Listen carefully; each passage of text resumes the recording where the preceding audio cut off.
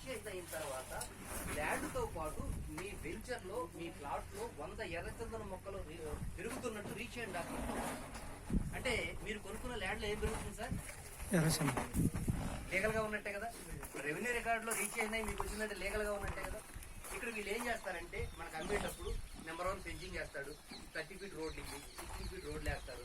First plot side వచ్చేసి 10 గుంటలు, తెలంగాణ అనేది గుంటలు అయితే అర్థమవుతుంది. 10 గుంటలు 25 సెంట్లు, 5 ఎకరము, 1210 గజాలు. ఈ 1210 గజాల్లో 100 చెట్లు నాటుతారు. ఎకరానికి వచ్చేసి 400 చెట్లు చిల్లర వస్తాయి అన్నమాట. 100 చెట్లు నాటుతారు.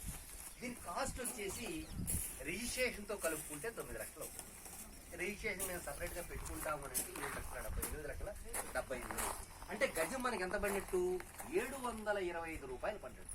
725 రూపాయలకి హైదరాబాద్ లో ముంబై హైవే కానీ, బెంగళూరు హైవే కానీ, ఏ హైవేకైనా ఉందా? 3,000 4,000 తక్కువ ఎక్కడా లేదు, ఎంతో దూరం వెళ్తే. మరి